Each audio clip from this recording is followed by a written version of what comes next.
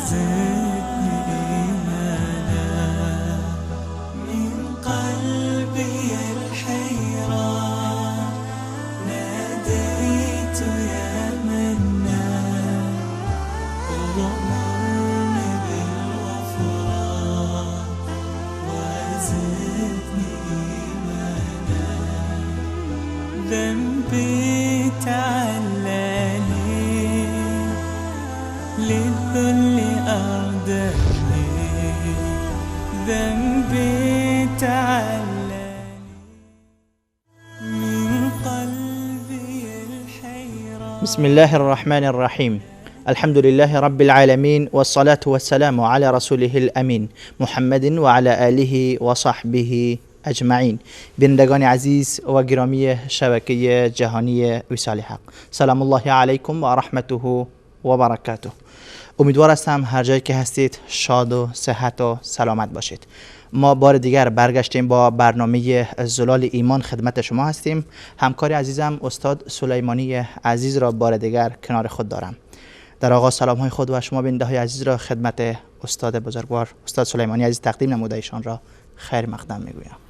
من هم عرض سلام و ادب و احترام دارم خدمت شما برادر عزیزم استاد رحیمی عزیز و همچنین خدمت همه بینندگان عزیز و ارجمند و الله رو سپاسگزارم که به فرموده شما بار دیگر بازگشتیم بعد از حدود 2 هفته دوری از سروران عزیز که من در ابتدا پوزش می‌طلبم به خاطر این کوتاهی که از طرف بنده صورت گرفت و به خاطر کسالت جسمی که بود. امیدوارم که انشاءالله دعای خیر بینندگان عزیز همراه ما باشه همیشه که این مورد دیگه تکرار نشه ان شاء الله. جزاکم الله خیرا.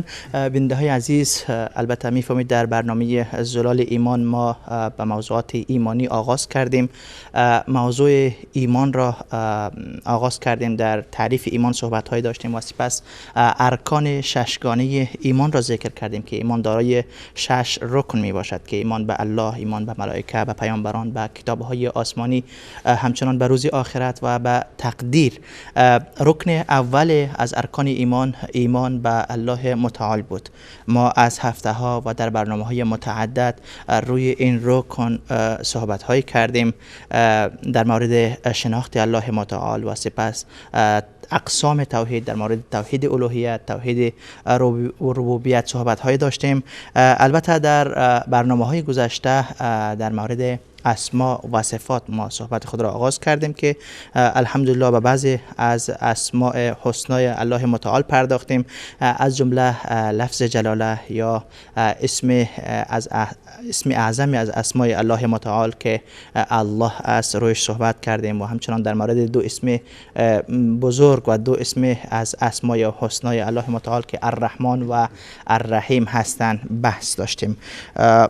حالا نمیدانم که جناب استاد سلیمانی عزیز به صفات میپردازن یا اسمهای دیگری هم دارن صحبت میکنن. چی میخواید بگویید امروز؟ الحمدلله و الصلاة و السلام علی رسول الله و علی آله و صحبه و من والاه. امروز هم به همراه شما و بینندگان عزیز در برنامه پیشرویمون در امتداد موضوع اسماء الله متعال و صفات الله متعال که به هر حال وقتی که میگیم اسما یعنی هر اسمی متضمن یک صفتی است. دقیقاً.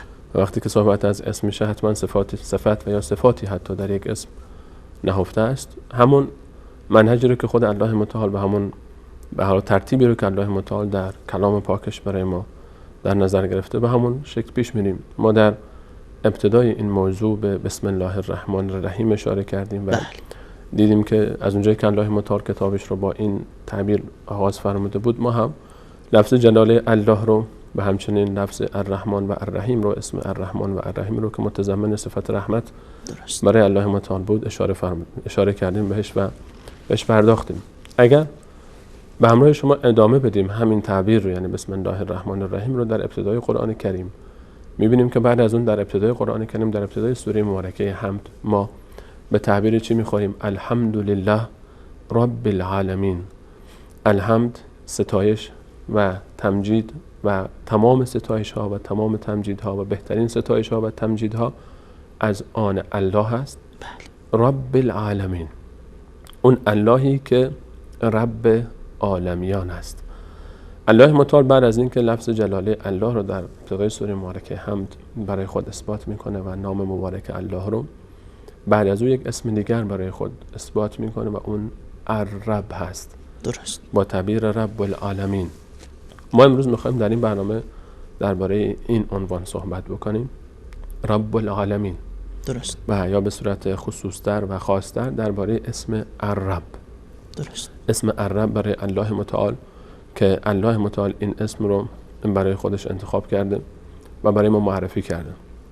و اهمیت این اسم از اینجا هست که همونطوری که خود این اسم دیدیم که در ابتدای قرآن کریم ذکر شده، یعنی الله متعال وقتی خود کلام خودش رو آغاز میکنه برای ما چی کار میکنه؟ اول میاد وقتی که سوره مبارکه حمد آغاز میشه که به هر حال مهمترین سوره قرآن کریم هست و بسیاری از علما نظرشون این هست که این سوره حتی کل بعد از سوره حمد، یعنی از ابتدای سوره مبارکه بقره تا انتهای سوره ناس خلاصه و چکیده سوره حمد هست و اهمیت سوره حمد همینقدر کافی است و تفسیر سوره حمد است بعد از سوره مبارکه حمد تا پایان قرآن، یعنی کل قرآن کریم تفسیر حمد است و هم خلاصه و چکیده کل قرآن کریم. درست. و باز می‌بینیم که در سوره مبارکه حمد الله متعال از اهمیت حمد همینقدر کافی است که ما در هر رکعت نماز تنها سوره‌ای است که خواندنش واجب هست، یعنی در هر رکعت نماز بلا استثنا باید خوانده بشه. در همین سوره الله متعال بعد از اینکه آغاز میکنه سوره رو الحمدلله، حمد و ستایش برای الله متعال است که ما درباره لفظ جلاله صحبت کردیم. بله. بعد از اون میفهمد رب، الرب، رب العالمین. و عجیب است که ابتدای اولین سوره قرآن کریم با این تعبیر آغاز میشه و آخرین سوره قرآن کریم هم باز سوره ناس که هست قل اعوذ برب الناس، باز کلمه رب اونجا ذکر میشه. اینجا هم وقتی که الله متعال در ابتدا آمد الحمدلله رب العالمین، پروردگار جهانیان، رب العالمین اومد که دربارش بیشتر صحبت خواهیم کرد، رب العالمین و تعبیرش.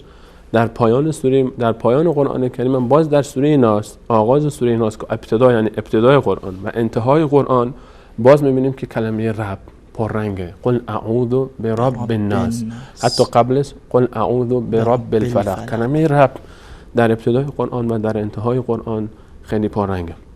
و در خلال آیات قرآن کریم هم حتی وقتی که ما به اسم رب و کلمه رب میپردازیم و نگاه میکنیم، بیش از 900 مرتبه در قرآن کریم، بیش از 900 مرتبه در قرآن کریم اسم رب ذکر شده.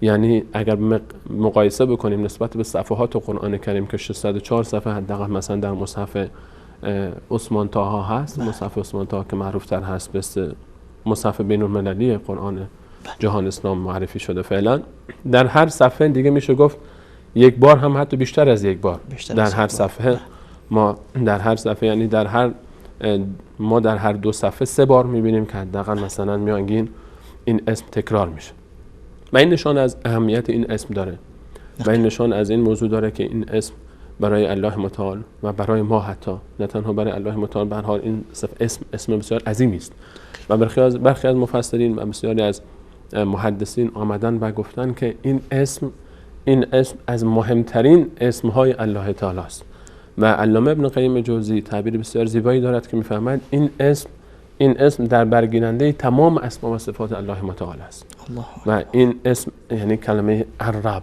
به همین خاطر میبینیم که الله متعال در ابتدای قرآن کریم موضوع کلمه الرب رو ذکر میکنه، اسم الرب رو، صفت الرب، اسم الرب رو که متضمن صفاتی است و رب العالمین. این تعبیر در ابتدای قرآن کریم بسیار پررنگ است که ان شاء الله موضوع برنامه امروز ما خواهد.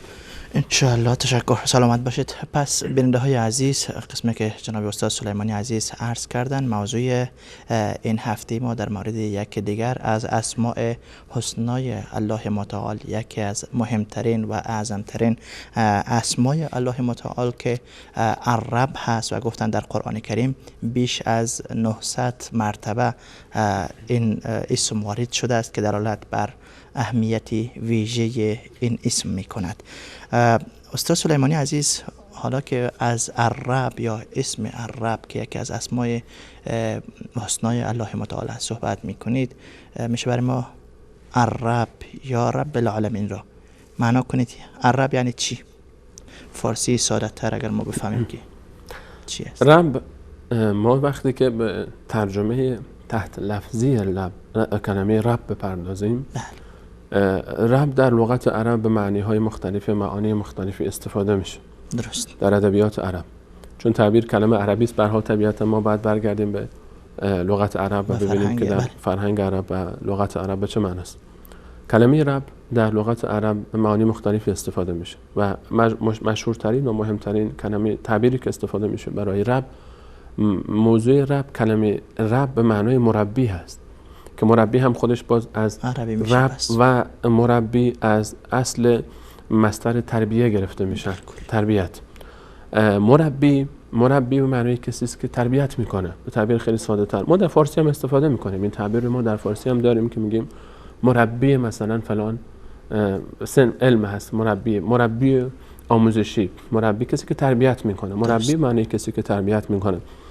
رب در یک لغت به معنای مربی هست، کسی که تربیت میکنه لحظه به لحظه، از کسی که غیر خود رو تربیت میکنه، که کسی که غیر خود رو پرورش میده. درست. و اون رو رشد میده لحظه به لحظه، ما بهش میگیم مربی. درست. این معنی مربی است و یکی از کلمه‌های رب هست و میبینیم که در قرآن کریم به این تعبیر استفاده میشه. اونجایی که فرعون خطاب به موسی علیه السلام میگوید که الم نربک فینا ولیدا، وقتی که میخواد منت بگذاره بر موسی علیه السلام، وقتی که رسالتش رو آغاز کرده، برگشته پیش فرعون بعد از حکایتش، رفتنش پیش شعیب علیه السلام و ازدواج دختر شعیب علیه السلام، و وقتی که برمیگرده فرعون، وقتی که ابتدای خطاب شروع میشه، ابتدای دعوت، خطاب به موسی علیه السلام میگه الم نربک، آیا من تو رو تربیت نکردم فینا ولیدن، در حالی که بچه‌ای بودی، طفلی بودی، ولدی بودی و من تو رو تربیت نکردم. این به معنای اینجا منظور از کلمه رب اینجا اون ربک یعنی که تربیت کردن. پس یکی از معانی کلمه رب به معنای تربیت هست و مربی هم از همین باب هست، معنی پرورش دهنده. یعنی پرورش دهنده. درست. موضوع دوم، معنای دومی که استفاده میشه کلمه رب به معنای مالک هست. مالک یک چیز، صاحب یک چیز. درست. و غالبا این تعبیر با اضافه استفاده میشه، یعنی اضافه شدن کلمه رب به یک تعبیر دیگه، یعنی به تنهایی. غالبا وقتی که میاد میگه مالک یک شی، مثلا میگیم رب الابل، در عربی این تعبیر استفاده میشه، رب الابل. ما در حکایت حمله ابرهه به کعبه داریم که عبدالمطلب جد رسول صلی الله علیه و سلم وقتی پیشش رفتن و گفتن که شما بیا و جلوی اینها رو بگیر، گفت که انا رب الابل وللبیت رب یحمیه.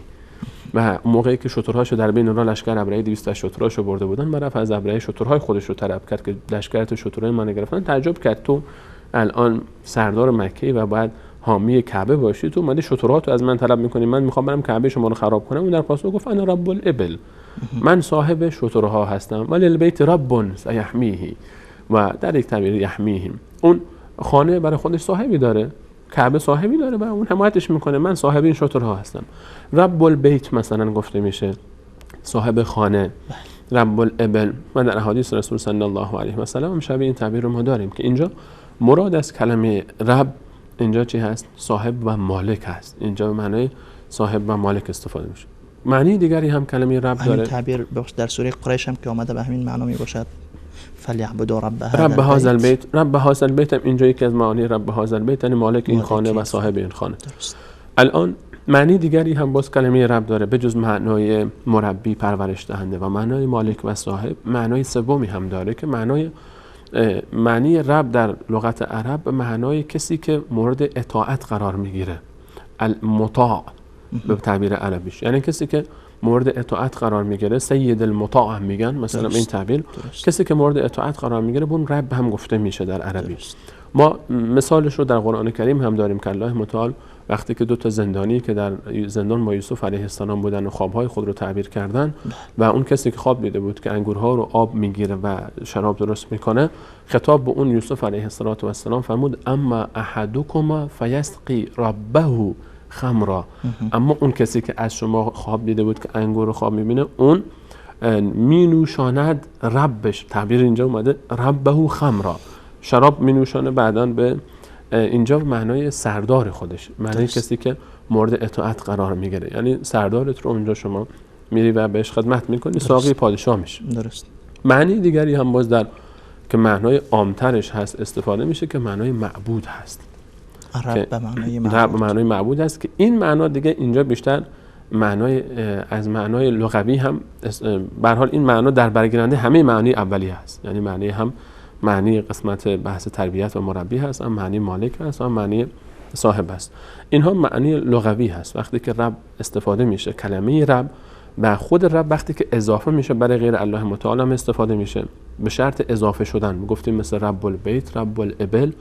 و اما خود الف و لام وقتی که میاد، الرب وقتی که اطلاق میشه، اسم الرب خاص الله متعال است و برای غیر الله متعال اصلا به هیچ عنوان استفاده نمیشه. درست. و تعبیر رب العالمین باز وقتی که میاد، رب العالمین باز اونجا دیگه اینجا معنی اصطلاحی مراد هست که معنای لغویش دیگه فراتر میره و غالبا در قرآن کریم هم که ما وقتی که استفاده میکنیم معنی الرب رو اینجا معانی تحت لفظی زیاد اونقدر مراد نیست که معنای اصطلاحی که در قرآن کریم هست بیشتر مد نظر ماست.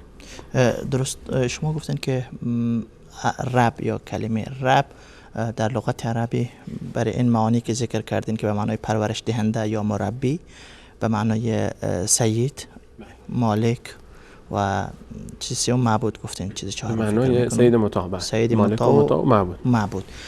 حالا تعبیراتی که برای الله متعال در قرآن کریم رب استعمال شده مثل رب العالمین و غیره، آیات های زیادی که می آید، اونجا رب شامل کدام این یکی از معانی لغوی می باشد؟ ما وقتی که در قرآن کریم الله متعال معنی رب را استفاده میکنه، مثلا همین تعبیری که ما در ابتدای سوره مبارکه هم داریم رب العالمین که ما عنوان برنامه‌مون رو انتخاب کردیم با این اسم، با این عنوان، اینجا رب معنایی که رب داره اینجا همین اون معانی رو در بر میگیره. درست.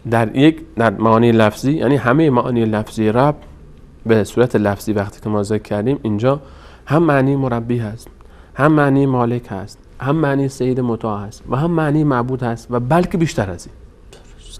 و این معنی رو ما از کجا میاریم پیدا میکنیم؟ از خلال خود آیات قرآن کریم.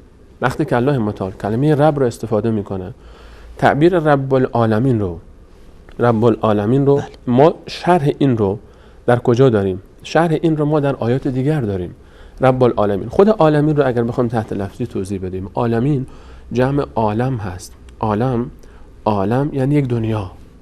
عالم به تعبیر خیلی فارسی ساده ترمون دنیا. درست. عالمین جمع عالمه، یعنی عالمها، دنیاها. درست. دنیاها یعنی چی؟ یعنی دنیا، مثلا ما میگیم عالم انس، دنیای انسان ها، عالم جن، دنیای جنیات، جنها، عالم پرندگان، عالم خزندگان، عالم چرندگان، عالم درندگان، عالم دیگه هر چیزی که از گیاهان هست، از جنبندگان هست، عالم ستارگان، عالم آسمان، اینها همه عالم فرشتگان، همه اینها هر کدوم یک عالمن، یعنی هر چیزی که غیر الله تعالی است در جو عالمین داخله. درست. غیر الله تعالی، تمام مخلوقات الله متعال در عالمین داخلن. رب العالمین یعنی پروردگار کل جهان. ما میگیم پروردگار در فارسی، غالبا رب برای پروردگار استفاده میشه، اما اون حق و حقیقت اصل معنای کلمه رو ما نمیتونیم در فارسی برای یک تعبیر ترجمه عرب رو با یک جمله، با یک کلمه خلاصه بکنیم، چون معنا خیلی فراتر از اینه. اما چون رب یکی از معانیش گفتیم موضوع مربی بود، در فارسی وقتی که ترجمه تحت لفظی میشه همون پروردگار، یعنی کسی که تربیت میکنه، از پروریدن یعنی تربیت کردن استفاده میشه.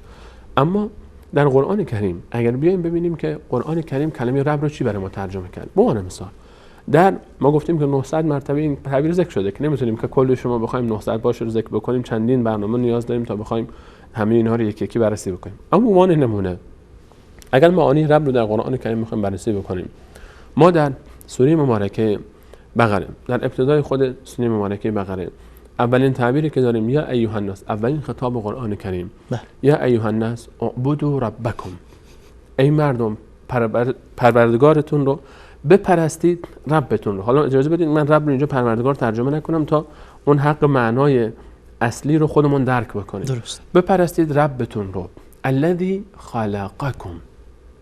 ببینید اولین چیزی که الله متعال، اولین صفتی که الله متعال برای شرح معنای رب برای ما بیان میکنه در ابتدای سوره مبارکه بقره در آیه 21، یعنی اولین خطاب قرآنی، اعبدوا ربکم، بپرستید ربتان را، الذی خلقکم والذین من قبلکم، اون کسی که شما رو خلق کرده و قبل شما رو هم خلق کرده. خلق کردن یکی از معانی ربه. رب، ما وقتی که رب صحبت میکنیم، رب برای الله متعال وقتی که استفاده میشه یکی از معانیش اینه که اولا خالقه. خدای ما الله تعالی رب ماست، یعنی خالق ماست. درست. اول ما رو خلق میکنه. اول الله متعال ما رو خلق کرده. خلقکم والذین من قبلکم. هم شما رو هم کسانی که قبل از شما بودن. در آیه 54 سوره مبارکه اعراف ما باز الله متعال رب رو باز بیشتر معرفی میکنه برای ما. ان ربکم، همانا رب شما کیست؟ الذی ان ربکم الله، رب شما الله است. اون اللهی که الذی خلق السماوات. ان ربکم الله الذی خلق السماوات، اون پروردگاری که آسمان ها رو خلق کرده و زمین رو خلق کرده، سپس بر عرش مستوی شده. من ترجمهش رو میخونم به خاطر اینکه وقت بیشتر گرفته نشه. و سخر الشمس والقمر و یغش اللیل النهار، لیل و نهار رو خلق کرده. و سخر الشمس والقمر، من بخشهایی از آیه رو اشاره می‌کنم. و سخر الشمس والقمر، شمس و قمر رو برای شما مسخر کرده. الا له الخلق والامر، به آفرینش آسمان، به زمین، به عرش، به روز، به شب، به ماه، خورشید، اینو ما نمونه ذکر میکنه الله تعالی. رب کسی است که اینها رو خلق کرده. الا له الخلق، دو کلام، هر چی خلقت هست مال رب هست. درست. رب یعنی خالق. والامر، الا له الخلق والامر، هم خالقه هم امر به دست اوست. ببینید دو تا صفت بسیار مهمه در معنی رب، دو موضوع بسیار مهمه که در این آیه 54 سوره مبارکه اعراف الله متعال برای ما به صورت تأکید ذکر میکنه. الا، آگاه باشید، به هوش باشید که له، خاص برای اوست، الخلق والامر، خلق و امر فقط از آن الله متعال است. تبارک الله رب العالمین. ببینیم باز اول آیه فرمود ان ربکم الله الذی خلق السماوات والارض، بعد ادامهش در پایان هم باز فرمود تبارک الله رب العالمین. همین رب العالمینی که ما گفتیم در ابتدای سوره مبارکه الحمدلله رب العالمین، اونجا الله متعال برای ما شرح داد که الا له الخلق والامر، خلق و امر. الله متعال خلق کل آسمان ها و زمین، خلقت آسمان ها و زمین به دست الله تعالی است. وقتی میگیم الله تعالی اسم الرب یعنی چی؟ یعنی ذاتی که خالق است، یعنی ذاتی که تمام آسمان ها و زمین رو خلق کرده. نه تنها خالقه، الا له الخلق والامر، خلق میکنه، بعد از اینکه خلق کرد امر تمام مخلوقات به دست اوست. یعنی چی؟ یعنی تمام مخلوقات رو تدبیر میکنه، متصرف در امور عالم هست. الله متعال متصرف در امور عالم است. رب یعنی خالق، الله متعال خالقه یعنی متصرف در امور عالمه. تربیت میکنه یعنی چی؟ الله متعال اولا خلق میکنه. تربیت الله متعال، وقتی که میگیم الله متعال، یکی از معنای لغوی رب گفتیم مربی است. مربی بودن الله متعال با انسان ها فرقش در اینه، انسان ها یک موجودی پیششون هست، همین رو یک چیزایی بهش یاد میدن، تربیتش میکنن، بهش برخی از شؤونش رسیدگی میکنه. الله متعال خودش خلق میکنه، بعد از اینکه خلق کرد خودش ول نمیکنه اینطور آسمان و زمین رو و انسان ها و موجودات رو، عالمیان رو، رب العالمین، ذره ذره عالم رو، انسان ها رو، جن ها رو، تمام جنبندگان رو، تمام گیاهان رو، تمام آسمان ها رو، تمام آنچه که در زمین هست، تمام ستارگان رو، هر آن چیزی که وجود داره. درست. الله متعال اینها رو، تمام مخلوقات رو خلق کرده و همه اینها رو چه میکنه؟ لحظه به لحظه به امور اینها رسیدگی میکنه. له الخلق والامر، امر و خلق و امر، این همین محتوا رو ما از زبان موسی علیه السلام در گفتگوی با فرعون و فرعونیان باز داریم. اونجایی که موسی علیه السلام در سوره مبارکه طه وقتی که گفت قال فمن ربکما یا موسی و هارون علیهم السلام رفتن پیش فرعون درباره رب صحبت میکنن که ایمان بیار برم. خطاب به موسی، فرعونی که خودش رو میگفت انا ربکم. ببینید این کلمه رب چه جاهایی تکرار میشه. میگفت انا ربکم الاعلی، رب اعلی شما منم. اون ربی که من همه کاره شما. اونجا خودش رو اینجا معنای مالک، من مالک شما، من آقای شما، من سردار شما، من سید مطاع شما. و حتی باز کلمه رب رو برای موسی علیه السلام هم استفاده کرد. الم نربک فینا ولیدا، من نبودم که تو رو تربیت کردم. این احساس میکرد که من همه کارم، من آقا، من سردارم، من تربیت میکنم. فمن وقتی که اونها گفتن که بیا ایمان بیار بر رب آسمان ها و زمین، اون وقتی میگن ایمان بیار یعنی تو رب نیستی، کسی دیگه ربه. گفت فمن ربکم یا موسی، اگه من رب شما نیستم فمن ربکم یا موسی، رب تو و هارون کیه که ای موسی؟ الان موسی علیه السلام معنی رب رو برای ما معرفی میکنه. الله متعال میخواد معنی رب رو به ما بفهمونه از زبان موسی علیه السلام. قال ربنا الذي اعطى كل شيء خلقه ثم هدى، در آیت 49 و 50 سوره مبارکه طه. خدای ما، رب ما، نگیم خدا، رب ما کسی است که اعطا کل شیء خلقه، هر چیزی رو خلق کرده، ثم خلق نکرده اینجوری ولشون کنه که ثم هدى، به اونها راه زندگیشون رو یاد داده. انسان رو خلق کرده، بهش یاد داده که چطور زندگی بکنه، راه حق رو، راه باطل رو بهش نشون داده، کتاب فرستاده. حتی در فطرت ما به گونه‌ای طفل وقتی که به دنیا میاد میفهمه که چطور باید شیر بخوره. کی بهش گفته که بعد چطور سینه مادر رو به دهن بگیره؟ کی گفته بعد گریه بکنه؟ کی گفته که سینه مادر رو که به دهن گرفتی بعد بمکیش؟ کی گفته بهش؟ این همین این صفت اداست. این بخشی از صفت ربه. مربی یعنی این تربیت میکنه. ربوبیت الله متعال، ما وقتی که میگیم رب یعنی ربوبیت. رب برای الله متعال یعنی ربوبیت الله تعالی. ربوبیت الله تعالی یعنی چی؟ ربوبیت فقط تنها این نیست که الله متعال تربیت میکنه. الله متعال خلق میکنه قبل از اینکه تربیت بکنه. الله متعال خالقه. اعطا کل شیء خلقه ثم هدى، خلق میکنه. بعد از اینکه خلق متصرف در امور عالم هست. الله تعالی معنی رب، خالقه، متصرف در امور عالم هست، تدبیر همه امور عالم رو به دست داره. الا له الخلق والامر، و امور عالم به دستشه و اونه که مرگ و زندگی میده. قل ان صلاتی و نسکی و محیای و مماتی لله، مرگ من، عبادت من، نماز من، قربانی های من و مرگ و زندگی من، بگو ای پیامبر اینا همه به دست الله است. کیه این الله؟ رب العالمین، لله رب العالمین. ببینیم رب العالمین الله تعالی چطور به ما معرفی میکنه در آیه 162 سوره مبارکه انعام. قل ان صلاتی و نسکی و محیای و مماتی، محیا و ممات من به دست کیه؟ به دست رب منه، لله، اون اللهی که رب العالمین. پس رب العالمین، ببینید اینها رو اگه کنار هم بذاریم، در همه این آیات ما رب العالمین داشتیم دیگه. در آیه 54 اعراف، در این آیه 162 سوره مبارکه انعام و اونجایی که موسی علیه السلام وقتی که صحبت کرد رب رو بر ما معرفی کرد. رب خالقه، رب متصرف در امور عالمه، رب الرب به صورت خصوص، الرب الله متعال، رب العالمین. تمام عالمیان رو الله خلق کرد، تمام انبیا، تمام اولیا، تمام فرشتگان، تمام آسمان ها و زمین رو الله خلق کرده.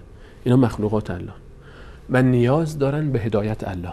اعطا کل شیء خلقه ثم هدى. انبیا، اولیا، تمام فرشتگان، آسمان ها و زمین نیازمند و محتاج الله تعالی. یا ایها الناس انتم الفقراء الی الله، همه ما نیازمند به الله تعالی، همه ما بلا استثناء. یا ایها الناس، تمام انسان ها، بلکه تمام آسمان ها و زمین، تمام آسمان ها و زمین، آسمان، زمین، فرشتگان، انسان ها، پیامبران، اولیای الهی. کلمه رب چرا مهمه؟ خیلی مهمه. کلمه رب به این خاطر مهمه که ربوبیت الله تعالی، که شناخت رب بودن الله تعالی مقدمه الوهیت الله تعالی است. که الان ما اگر در الالوهیت، در عبادت الله متعال دچار مشکل شدن، عده‌ای به شرک رفتن چون ربوبیت رو نفهمیدن، چون الرب رو نشناختن، چون رب رو نفهمیدن. مثل فرعون میگفتن انا ربکم الاعلی، رب العالمین رو نفهمیدن، یا فکر میکردن که غیر از الله متعال هم کسانی هستن که خالق در عالمن، متصرف در عالمن، محیی و ممیت هستن، محیا و ممات به دست اونها، زندگی و مرگ به دست اونهاست و اونها در امور عالم نقش دارن. اختیار آسمان دستشونه، اختیار زمین دستشونه، کره زمین دستشونه، میبخشن، شفا میدن، زندگی میدن، حیات میدن، مرگ میدن، متصرف در امور عالمن. اینها معانی الرب، اینها همه صفات رب العالمینه، اینها همه صفات الرب که 900 بار در قرآن کریم این همه تکرار میشه. چرا الله متعال در اولین خطاب قرآن کریم میفهمد یا ایها الناس، همه مردم، ای مردم، اعبدوا ربکم. چرا میفهمد اعبدوا ربکم؟ چرا میفهمد نمیفهمد اعبدوا الله؟ چرا نمیفهمد؟ چرا صفت الرب رو ذکر میکنه؟ چرا اسم الرب رو میاره؟ چون غیر از الله متعال خالقی نیست. قل من رب السماوات السبع و رب العرش العظیم، در آیه 86 سوره مبارکه مؤمنون. بپرس از مشرکین مکه کیه که رب، خالق، متصرف، اختیار امور آسمان و زمین دستشه، آسمان های هفتگانه. و من رب، قل من رب السماوات السبع و رب العرش العظیم. رب عرش کیه؟ خالق عرش، اختیاردار عرش، صاحب عرش، متصرف در امور عرش، ایجاد کننده عرش، از بین برنده عرش کیه؟ و آسمان ها و زمین. سیقولون لله قل من رب السماوات والارض قل من رب السماوات السبع و رب العرش العظیم سیقولون الله. خواهند گفت الله متعال. پس سیقولون الله، پس حتما خواهند گفت الله. قل افلا تتقون، بگو پس چرا تقوا پیشه نمی کنید؟ چرا الله متعال میاد رب رو مطرح میکنه؟ چون اگر کسی بیاد بگه که فلانی خالق آسمان ها و زمینه، خب دیگه خلاصه دیگه، این دیگه اصلا دیگه نمیتونه ادعای توحید بکنه. چون الله متعال رو این کسی که میگه غیر الله متعال هم خالق هست، مالک هست، متصرف هست در امور عالم، این دیگه نشناخته. الله متعال ربوبیت رو مطرح میکنه، چون ربوبیت اظهر من الشمسه، چون معانی الرب حتی ابو جهل هم بهش اعتراف داشت، حتی ابو لهب هم بهش اعتراف داشت، حتی کسانی که با رسول الله صلی الله علیه و سلم در جنگ بودن هم باش اعتراف داشتن. معانی الرب، رب یعنی خالق، رب یعنی مالک، رب یعنی متصرف در امور عالم. الرب یعنی کسی که الله متعال ما رو خلق میکنه، در همون معنی مربیش، در همون ربوبیت، در همون تربیت، در همون مالک، همون معنی لفظی که گفتیم همش اینجاست. سید متعال الله متعال که ما رو خلق کرده و ما رو تربیت میکنه. وقتی که در شکم، وقتی که یک نطفه‌ای بودیم، الم یکن نطفة من منی یمنی، اون یک نطفه جهنده بدبویی که بودیم، الله تعالی ما رو در رحم مادر قرار داد، بعد از اون ما رو تربیت کرد، اونجا ما رو خلق کرد، ما رو رسیدگی کرد، ما رو تربیت کرد. تمام جز بدن ما رو کی در اون کیسه ای از خون داشت میساخت؟ کی داشت میساخت؟ الرب، اونی که از همونجا ما رو داشت تربیت میکرد، ما رو درست کرد، ما رو رسیدگی کرد، ما رو متولد کرد. از لحظه‌ای که متولد شدیم تا لحظه‌ای که از دنیا میریم، این تربیت الله تعالی است. یک تربیت عام داریم که برای همه است و یک تربیت خاص داریم که برای خاص الله تعالی است. این تربیت خاص یک تربیت خاصه که برای خواص باست. اون تربیت عام بیشتر جنبه جسمی داره، بیشتر به نعمت‌های مادی میپردازه. تربیت عامش واسه جنبه معنوی داره، جنبه معنوی داره. این تربیتی که الله متعال باز به ایمان می‌افزایه، تربیت ربانی میکنه. یا قل، اینجا که الله متعال در آیه شریفه میفرماید کونوا ربانیین بما کنتم تعلمون الکتاب و بما کنتم تدرسون، ربانی باشید، عالم ربانی. ما مثلا میگیم عالم ربانی، یک انسان ربانی، یک شخص ربانی، اینم از رب گرفته میشه. یعنی چی ربانیه؟ یعنی این رب رو شناخته، یعنی این رفته در مسیر رب، این تمام آن صفاتی که برای رب هست اینها رو قبول کرده و رفته در مسیر رب و خشوع داره و خضوع داره و حب داره و تواضع داره برای الله متعال و برای رب خودش. رب، اگر خلاصه کنیم موضوع رب رو، معنا و مفهومی که ما از رب داریم. الرب یعنی چی؟ خلاصه کنم، من اگه بخوام بحث بدیم موضوع رو خیلی طولانی میشه چون آیات فراوان است. الرب الا له الخلق والامر اعطى كل شيء خلقه ثم هداه. خلق میکنه الله متعال، خالقه، نه تنها خالقه، چون خالق مالک هم هست، مالک مخلوقات خودش، مالک خودشه، غیر از او کسی نیست. قل اغیر الله ابغی ربا و هو رب كل شيء، آیا غیر از الله متعال من ربی انتخاب بکنم در حالی که او رب همه چیز هست؟ رب خالق است، رب مالک است، رب او متصرف در امور عالم. الله تعالی ما رو خلق میکنه و بعد از اینکه ما رو خلق کرد تربیت میکنه و بعد از اینکه ما رو تربیت کرد تمام متصرف در امور زندگی ماست، فقط اوست. و بعد از اینکه متصرف در امور زندگی ماست، تمام اختیار مرگ و زندگی ما و تمام عالمیان و تمام موجودات به دست الله متعال است. ما وقتی میگیم الرب، الحمدلله رب العالمین، تمام ستایش ها از آن الله هست. چرا؟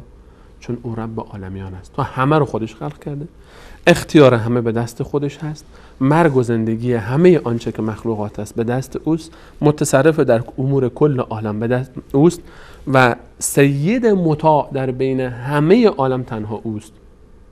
و له اسلم من فی السماوات والارض طوعا و کرها و الیه یرجعون. در آیه 83 سوره مبارکه آل عمران الله تعالی می‌فرماید تمام آسمان و زمین بخواند یا نخواند، چه با اختیار خود چه با اکراه و بدون اختیار خود تسلیم شده او هستند.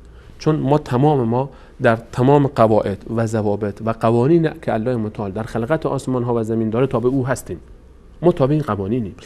این قوانینی که امروز به اسم ریاضیات و فیزیک و چی الان ما داریم تدریس میکنیم، اینا رو که ما درست نکردیم. ما تازه فهمیدیم که همچین قواعد و ضوابط و نظمی وجود داره در خلقت رب العالمین. ما تازه اینا رو فهمیدیم و تابع اینا هستیم یا نیستیم. این قوانین هست یا نیست. اینا جاریه بر ما، بخوایم نخوایم این قوانین هست. ما چرا میریم مثلا یه قرصی که میگیریم میفهمیم که این حکایت ها هست در بدن ما، این مسیر رو سعی میکنیم. این همونه که الله تعالی فرمود تمام آسمان ها زمین بخوان یا نخوان اونها تسلیم شده الله تعالی هستن و به سوی او برمیگردن. همین که مخلوقش هستن یعنی که تسلیم شده هستن. این معنی الرب هست. وقتی میگیم الرب یعنی تمام این مفاهیم باید در ذهن ما بیاد که فقط الله تعالی است، که ان ربک سریع العقاب و انه لغفور رحیم. جزاکم الله خیرا. این معانی که ذکر کردین برای الرب از خلال آیات قرآنی هست. این مفهومی است که ما در قرآن الله متعال رب رو اینگونه برای ما معرفی میکنه. درست. جزاکم الله خیرا. اجازه بدین بریم به سراغ میان برنامه. بیننده عزیز، میان برنامه کوتاه را میگیریم و برمیگردیم با ادامه همین موضوع رب العالمین. با ما باشید.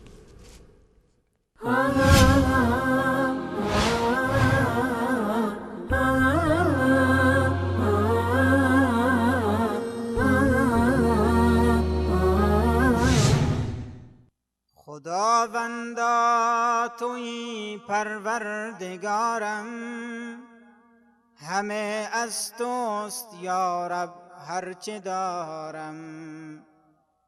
اگر عمری به سجده سرگزارم، نگردد شکر یک لطفی برارم.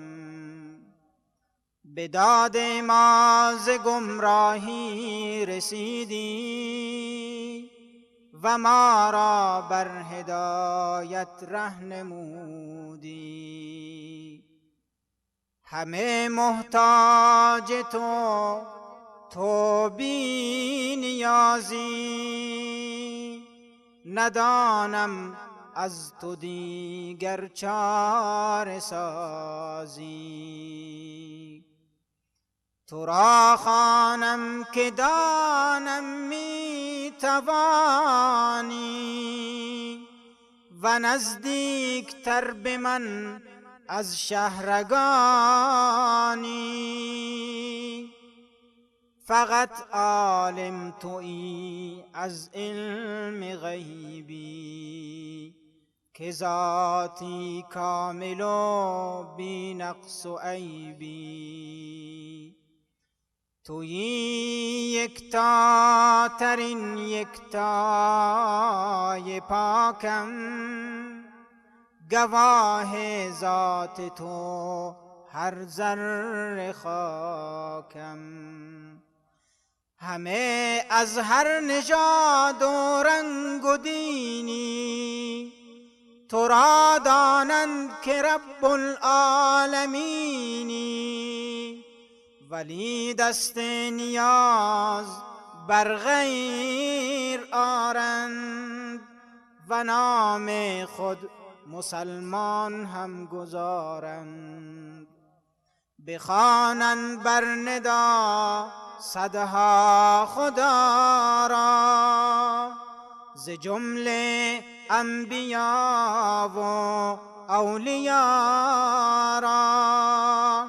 رسولان خود گدای ذات پاکند، ائمه ناتوان در زیر خاکند. ائمه ناتوان در زیر خاکند. اگر عمری ز وی فریاد خوانی، ندارد بر جواب تو توانی. ائمه اسوه‌ای از حق پرستند، که جز یکتای پاک حاجت نجستند. خدای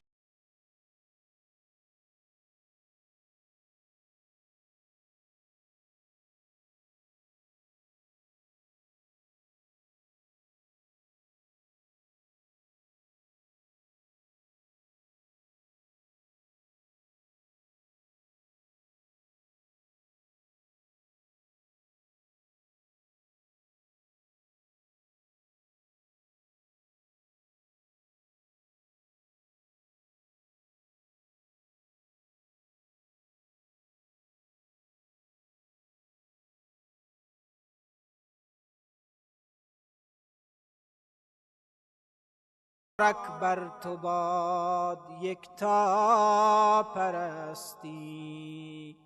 مبارک بر تو باد یکتا پرستی. خدایی کو همیشه زنده باشد، فراتر از گمان بخشنده باشد. بیا دست طلب سوی خدا کن، چراغ خود حدیث مصطفی کن. من قلبي الحيران ناديت يا منان، وغمرني بالغفران وزدني إيمانا. من قلبي الحيران ناديت يا منان، وغمرني بالغفران وزدني إيمانا.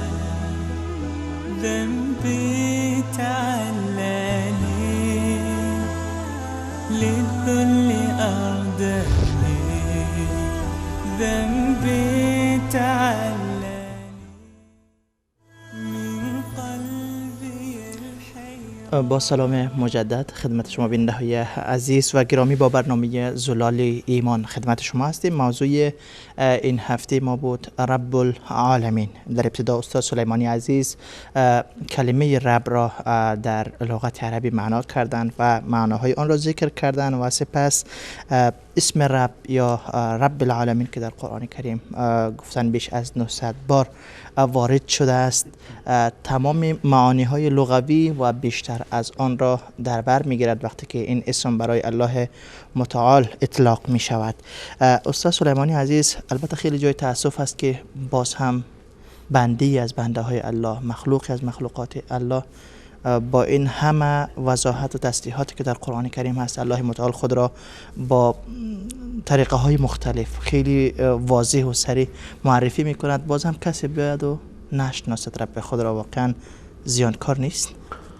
حقیقتش استاد رحیمی عزیز، اصلا مشکل همیشه انحراف در اعتقاد و باور. ما با کسانی که منکر وجود الله تعالی هستند صحبتی نداریم. بله. ما صحبت ما با کسانی است که معترف به وجود الله تعالی هستند اما راه به حقیقت نبردند. و خوشحالم که تعبیر قرآن به حق روانند، انهم یحسنون صنعا، و اونها گمان میبرند که به راه راست میروند. ما در ابتدای مباحث بحث برنامه زلال ایمان گفتیم و امروز هم اشاره کردیم که حتی ابوجهل هم در موضوع ربوبیت و ابولهب هم در موضوع ربوبیت الله متعال، یعنی رب دانستن الله متعال، مشکلی نداشت. به همین خاطر که الله متعال همیشه وقت اونها رو خطاب قرار میده، اونها رو در موضوع ربوبیت خطاب قرار میده، اعبدوا ربکم.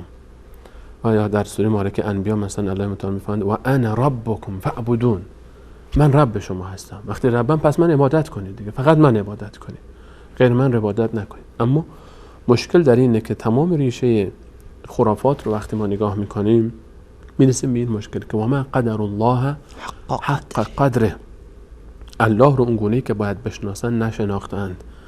موضوع رب الان اگر ما شناخت ما نسبت به رب درست باشه، یعنی الرب رو در زندگی ما فقط اشاره کردیم به یک قطره از یک دریا، بالکل فقط اشاره کردیم. وقتی که ما میگیم رب العالمین، یعنی ما باید بیایم بشینیم همین رو اگر ما هفته ها دربارش فکر بکنیم. رب العالمین، خالق تمام آنچه که در آسمان و زمینه و متصرف در آنچه که در آسمان و زمینه و مدبر امور آسمان و زمین و به هر حال هر چی عزت هست، هر چی ذلت هست، هر چی به هر حال خوبی هست، هر چی خیر هست، هر چی مشکلات هست، هر چی سختی ها هست، کلید اینها و اختیار اینها به دست الله متعال است. اگر ما بیایم نگاه بکنیم خودمون، یک انسان به تنهایی رو نگاه بکنیم که الله متعال چطور ما رو داره رشد میده، چطور لحظه لحظه زندگی ما بر الله متعال مشخصه و آشکاره. بعد از ما میلیاردها، قبل از ما میلیاردها، بعد از ما حیوانات. اینطوری نیست که رب من باشه فقط. خدا فقط یک بنده نداره به اون من باشم، فقط من رو خلق کرده باشه، فقط من یکی باشم. تمام قل اعوذ برب الناس. ببینیم الله تعالی میگه تمام انسان ها، هر انسانی که هست، حتی هر با انسانی مشکل داری، ربش الله تعالی است، قلبش دست الله تعالی است، اختیارش دست الله تعالی است، زندگیش دست الله تعالی است. هر کجا که میخوای بری، همه حتی اون کسانی که شما از غیر الله تعالی میخوانید، اونا خودشون الله متعال، اختیار اون از الله متعال است. اونا محتاج به الله متعال هستن، اونا نیازمند به الله متعال هستن. همه رب همه الله تعالی است. و هو رب کل شیء، خالق اونها الله است، خالق کل شیء. الله متعال خالق کل شیء فرموده، رب کل شیء فرموده. رب معناش فراگیرتر از خلقه. گفتیم الله له الخلق و الامر. رب یعنی نه تنها خلقه بلکه فراتر از خلقه. نه تنها خلق میکنه بلکه بررسی میکنه، بلکه رسیدگی میکنه، بلکه تمام امور اونها به دست اینه، بلکه زندگی و حیات و مرگ اونها به دست الله متعال هست. رب رو ما وقتی که بشناسیم، اون موقع تاثیرات شما در زندگی میبینیم. مشکل اینه که ما نشناختیم. وقتی که بدونیم که الله متعال رب هست، موقع وقتی که انسانی میدونه که الله تعالی است که من رو خلق کرده، من رو اون خلق میکنه، ذره ذره وجود من مال اوست، تمام زندگی من مال اوه. و ما بكم من نعمت فمن الله. اونه که من رو رسیدگی میکنه، اونه که من اختیار من دست اونه، مشکلات من دست اونه و همه چیز دست اون هست. اون موقع خود به خود ارتباط با الله تعالی درست میشه. نه تنها من، تمام موجودات همه نیازمند الله تعالی، همه ما گدای درگاه الله متعال هستیم. اون موقع الله متعال انسان میتونه به سمت الله متعال میره. اون موقع توکل انسان به سمت الله متعال درست میشه. اون موقع به سمت الله متعال انسان متمایل میشه. اون موقع به سمت الله متعال انسان حرکت میکنه. اون موقع در زندگی انسان یک آرامش میاد، یک اطمینان میاد، چون میدونه که یک ذات عظیم هست که همه چی اختیارش دست اونه. ترس از دل انسان میره بیرون، تذبذب از دل انسان میره بیرون، نمیلرزه انسان دیگه به راحتی. انسان وصل میشه با رب العالمین. رب العالمین از مهمترین اسمایی است که الله متعال خودش رو وصف کرده با این. یعنی همه چیز عالم به دست من، اختیار همه چیز به دست منه. همه چیز رو من خلق کردم، همه چیز رو من مدیریت میکنم، همه چیز رو من دارم تصرف میکنم درش. همه چیز به دست منه، اختیار همه چیز مال منه، همه چی مال منه. هر چیزی که شما دوره بر شماست مال منه. من خلقشون کردم، من دارم تربیتشون میکنم، من متصرف در اونها هستم، من سردارشونم، من آقای اونها هستم، من مالک اونها هستم. این رو بفهمید، این رو درک بکنید، این رو با تمام وجودتون بفهمید که فقط منم که این اختیارات رو دارم، این قدرت رو دارم، این عظمت رو دارم. رب العالمین منم، من اللهم. اینو درک کنید. در ذره ذره عالم، در ذره ذره عالم‌های دنیاهای مختلفی که شما تصور می‌کنید، فقط منم که متصرفم، منم که صاحب اختیارم، منم که این قدرت رو دارم. کجا دارید میرید؟ الیس الله بکاف عبده. آیا الله متعال برای بندش کافی نیست؟ اینه که ما می‌بینیم وقتی این شناخت درست میشه، اون موقع چی میشه؟ اون موقع رجوع میشه به سمت الله تعالی فقط. چرا در دعاهامون، دعاهایی که ما در قرآن کریم می‌بینیم، چه از انبیای الهی، چه از اولیای الهی.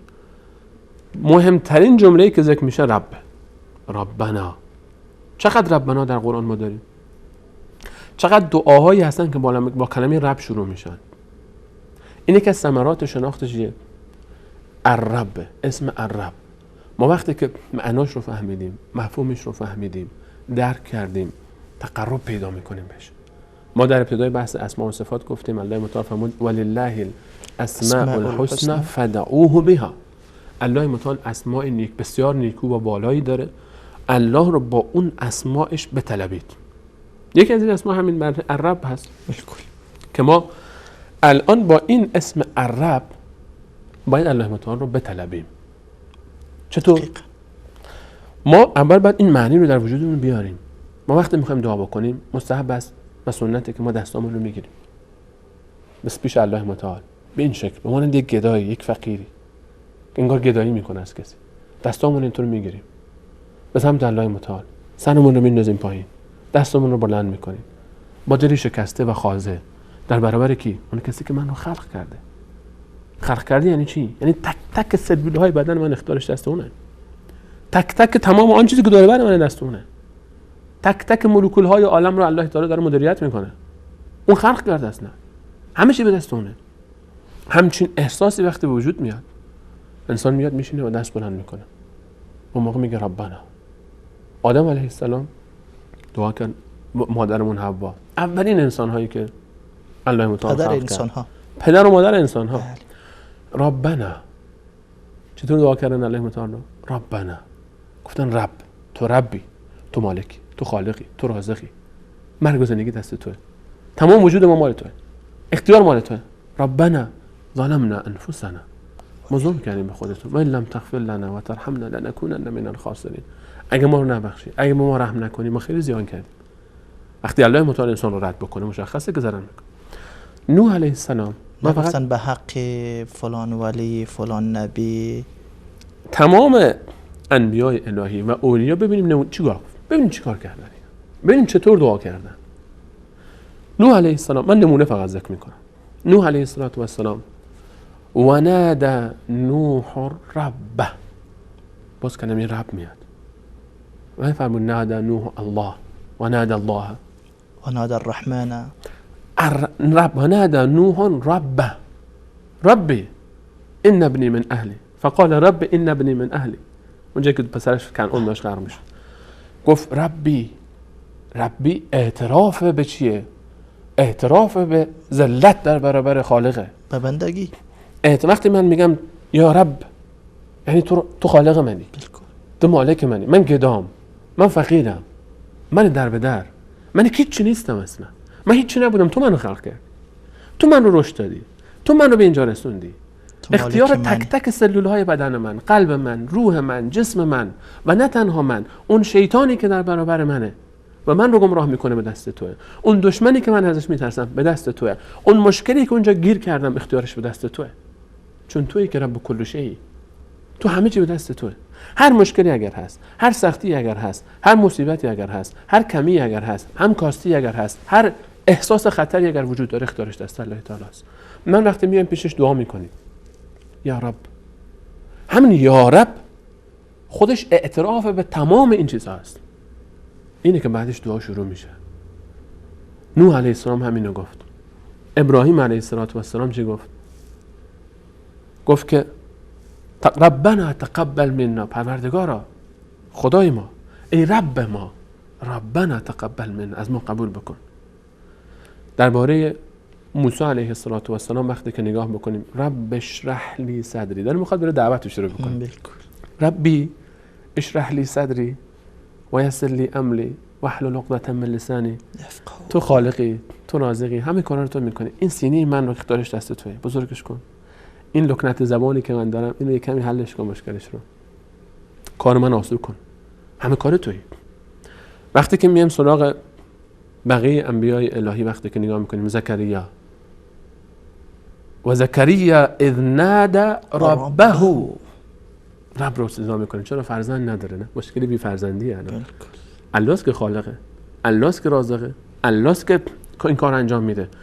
رب که تربیت میکنه، بچه رو خلق میکنه، میده دست پدر مادر و خودش هم داره تربیت میکنه، خودش بزرگش میکنه و پدر مادر هم وسیله میکنه. و زکریا اذ نادى ربه ربی، باز دوباره گفت رب هب لی من لدنک ذریة. در سوره مبارکه انبیا باز به تعبیر دیگر ربی لا تذرنی فردا، من تنها نگذار و انت خیر الوارثین، یه بچه من بده. فاستجبنا له و وهبنا له یحیی، دعاش رو قبول کردیم بهش یحیی دادیم. رب، وقتی انسان رب رو میشناسه، ببین حضرت زکریا به عمر رسیده که امیدی نداره، اصلا تعجب میکنه وقتی بشارت بچه‌م بهش دادن، تعجب کرد من پیرمرد و زن من از کار افتاده، اما رب وقتی که بخواد، رب العالمین اختیار دستشه، شطوری رو از داخل کوی میاره بیرون. معجزه حضرت سمود، حضرت ایوب در این ما الان خیلی از این حکایت اینجا حضرت سلیمان علیه السلام چرا به حق آدم، به حق حوا، حضرت زکریا فقط الله رو میطلبه، میتونست بگه ابراهیم به حق به من چیزی بده، جدش ابراهیم بود، میتونست بگه اما نگفت. چرا که میدونه خدای ابراهیم، رب ابراهیم و الله تعالی است. چرا از خود الله نخوام؟ و نحن اقرب الیه من حبل الورید، وقتی که شارک گردن به انسان نزدیکتره، وقتی که بین ما و الله تعالی هیچ دوری نیست، هیچ فاصله ای نیست. ارحم الراحمین مگه نیست؟ رب العالمین اون منو خلق کرده، اگه اون به من مهربان نباشه کیه مهربان تر از اون به من؟ اونه که منو خلق کرده، اختیار تمام وجود من دست اونه. ایوب علیه السلام مریض افتاده، مریضی ایوب علیه السلام معروفه، بله، و صبرش هم معروفه. و ایوب اذ نادى ربه، ندا کرد ربش رو. چرا الله تعالی میفهمد نادى ربه، نمیگه نادى الله؟ چرا نمیگه الله رو صدا کرد؟ رب رو مطرح میکنه. الرب کسی رو ندا کرد که خالقشه، که مالکشه، که متصرف در امورشه. خیلی مهمه که باب الحوائجه، که اختیار حاجت ها پیش اوست. اگر کسی مشکلی ساخته بشه، اگر مشکلی قرار حل بشه، پیش الله تعالی است. اونه که حاجت روا میکنه، اونه که میده، اونه که این مشکلات و مصیبت ها رو حل میکنه. و ایوب اذ نادى ربه، فقط رب رو طلب میکنه تا الله تعالی خوب بفهمونه به مخاطبین قرآن کریم، تا به ما مؤمنان یاد بده که رب رو صدا کنید، یعنی اون کسی که فقط او خالقه، فقط او مالکه، فقط او رازقه. و ایوب اذ نادى ربه انی مسنی الضر و انت ارحم الراحمین. و حتی اگر بیام به خود رسول الله صلی الله علیه و سلم نگاه بکنیم، درباره خانم ها آسیه که به هر حال بانوی بانوان تاریخ است، امرأت فرعون، الله تعالی مثال زده برای ما، فرمود رب ابن لی عندک بیتا بجنة. رب ای رب من. فرعون داره و عذابش میکنه، داره میکشتش، داره زهرش کشش میکنه، میگه رب خالق من توی، مالک و متصرف من، یه خانه در بهشت میخوام ازت. مادر مریم رب انی نذرت لك ما فی بطنی محرر. رسول الله صلی الله علیه و سلم در دعاهایی که قرآن فرمود که اینطور رو بخون، ربنا آتنا فی الدنیا حسنة و فی الآخرة حسنة. ربنا چقدر در قرآن زیاد داره، خیلی. هرچی رب در قرآن هست و ربنا هست، دعاها با رب شروع میشه و ربنا شروع میشه.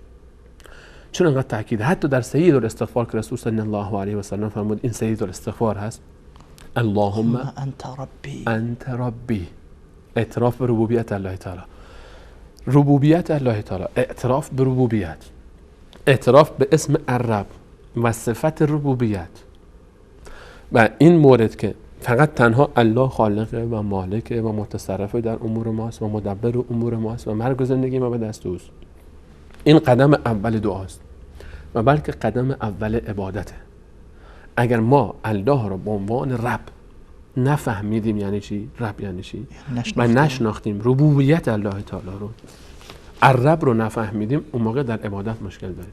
همین خاطر که هر جا میبینیم الله متعال بحث عبادت رو میکنه، اولین خطاب قرآن یا ایها الناس اعبدوا ربکم، عبادت کنید تنها ربتون. رب رو اول باید شناخت که کیه رب؟ الرب. و چه صفاتی است و چه معانی داره الرب؟ و انا ربکم فاعبدون، منم رب شما، من عبادت بکنید. و اینه که ما باید بگیم قل اعوذ برب الناس. به کی پناه میبریم؟ به رب، رب مردم، رب الناس، نه خود الناس، به رب الناس. انبیا جز ناسن، اولیا جز ناسن، ما پناه میبریم به رب الناس، نه به خود مردم. به خود مردم پناه نمیبریم، به انبیا پناه نمیبریم، به اولیا پناه نمیبریم، به خدای اینها، به رب اینها پناه میبریم. اگر به قبرشان ببریم چی میشه؟ رب وقتی که گفتیم رب العالمین یعنی همه چیز، دیگه هیچ استثنایی باقی نمیمونه. و این از تأثیرات اینه که ما اول رب رو بشناسیم، الرب رو تفکر کنیم در معانیش و در دعاهای خودمون همیشه این وقتی که میگیم ربنا این معانی در دل ما بیاد که یعنی ما همچین ذاتی رو داریم، میطلبیم و از او طلب بکنیم و نتیجهش این میشه که فاستجبنا له، الله متعال استجابت میکنه. واقعا وقت برنامه به پایان رسیده است. موضوع خیلی جالب بود. امیدوار هستم که مورد پسند و استفاده شما عزیزان قرار گرفته باشد. استاد سلیمانی عزیز، به نظر من جنایتکارتر از اونهایی که مردم را از رب دور کردن به این سنگ و حجر و قبر و این و آن بردن، از اونها جنایتکارتر در روی زمین شاید نباشه. یقینا اون هم به نام دین. یقینا همین گونه است که الله متعال را میفهمد ظالمتر از کسانی که من میکنن از راه الله متعال و یفتری علی الله الکذب و به دروغ چیزهایی رو به الله متعال نسبت میدن تا لیضل الناس عن سبیله، تا الله تعالی مردم رو از راهش دور بکنن. از اینها خود الله تعالی میفهمد ظالمتر و از اینا گمراه تر کسی وجود نداره که کسی به جایی که به الله تعالی برسونن اونها رو از الله تعالی دور میکنن. جزاکم الله خیرا، بارک الله فیکم. تشکر از تک تک شما عزیزان گرامی که تا این لحظات با ما بودید. همه شما عزیزان را به خداوند یکتا و یگانه میسپاریم. الله یار و مددگارتان. و السلام علیکم و رحمت الله و برکاته. ناديت يا منان وغمرني بالغفران وزدني إيمانا من قلبي الحيران.